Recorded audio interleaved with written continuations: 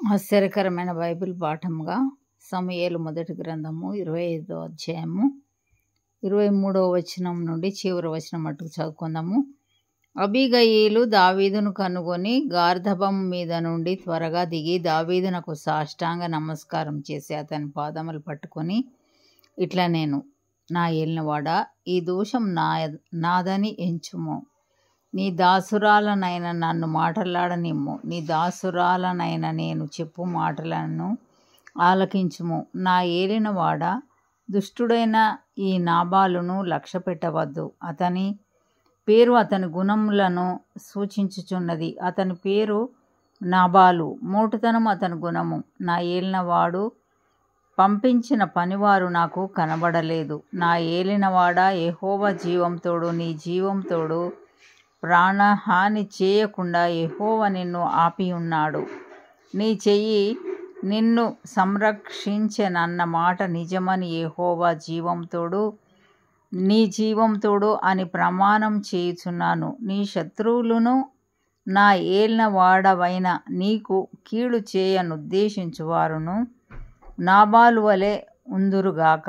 అయితే నేను నా ఏలినవాడవగు నీ యొద్దకు తెచ్చిన ఈ కానుకను నా ఏలినవాడవగు నిన్ను వెంబడించు పనివారికి ఇప్పించి నీ దాసురాలనైన నా తప్పు క్షమించుము. నా ఏలినవాడవగు నీవు యెహోవా యుద్ధములను చేయుచున్నావు గనుక నా ఏలినవాడవగు నీకు ఆయన శాశ్వతమైన సంతతి నిచ్చును. నీవు బ్రతుకు దినములన్నిటను నీకు అపాయము కలగకుండును.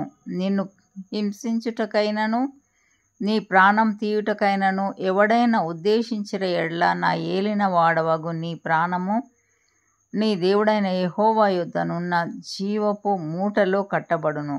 ఒకడు వడిసెలతో రాయి విసరినట్లు ఆయన నీ శత్రువుల ప్రాణములను విసరివేయును. యెహోవా నా ఏలిన వాడవగు నిన్ను గూర్చి సెలవిచ్చిన మేలంతటిని నీకు చేసి నిన్ను ఇశ్రాయేలీల మీద అధిపతినిగా నిర్ణయించిన తరువాత నా ఏలిన వాడవగు నీవు రక్తమును నిష్కారణముగా చిందించినందుకే గాని, నా ఏలిన వాడవగు నీవు పగ తీర్చుకొనినందుకే గాని మనోవిచారమైనను దుఃఖమైనను నా ఏలిన వాడవగు నీకు ఎంత మాత్రమును కలగకపోవునుగాక. యెహోవా నా ఏలిన వాడవగు నీకు మేలు చేసిన తరువాత నీవు నీ దాసురాలనగు నన్ను జ్ఞాపకం చేసుకొనుము అనెను. అందుకు దావీదు, నాకు ఎదురుపడుటకై నిన్ను పంపిన ఇశ్రాయేలీల దేవుడైన యెహోవాకు స్తోత్రం కలుగునుగాక. నేను పగ తీర్చుకొనకుండాను ఈ దినమున ప్రాణం తీయకుండాను నన్ను ఆపినందుకై నీవు ఆశీర్వాదం నొందుదువుగాక. నీవు చూపిన బుద్ధి విషయమై నీకు ఆశీర్వాదం కలుగునుగాక.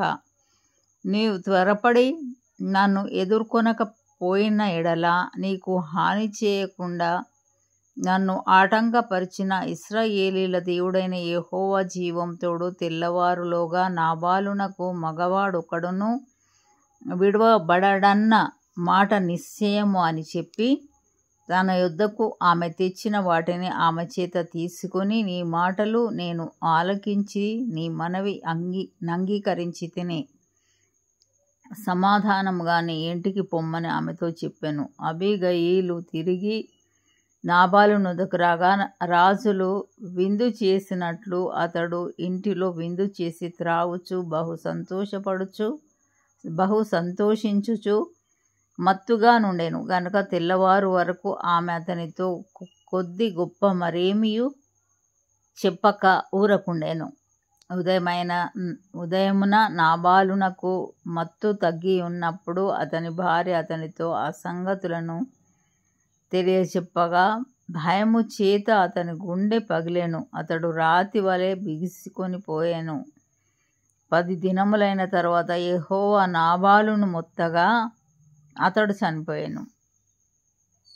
నాబాలు చనిపోయేనని దావీదు విని యెహోవా నాబాలు చేసిన కీడును అతని తల మీదికి రప్పించెను గనుక తన దాసుడనైన నేను కీడు చేయకుండా నన్ను కాపాడి నాబాలు వలన నేను పొందిన అవమానమును తీర్చిన యెహోవాకు స్తోత్రం కలుగునుగాక అనెను. తర్వాత దావీదు అబీగయీలును పెండ్లి చేసుకొనవలెనని ఆమెతో మాటలాడ తగిన వారిని పంపెను.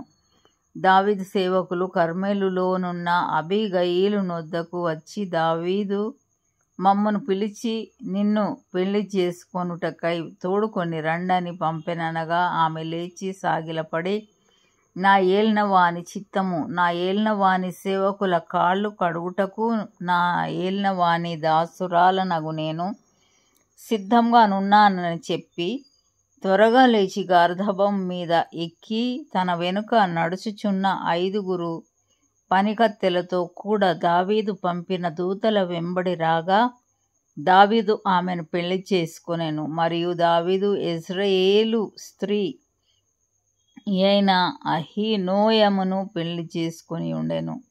వారిద్దరూ అతనికి భార్యలుగా ఉండిరి. సౌలు తన కుమార్తె అయిన మీకాలు అను దావీదు భార్యను పల్తీయేలను గల్లీము వాడైన లాయిషు కుమారునికి ఇచ్చి ఉండెను.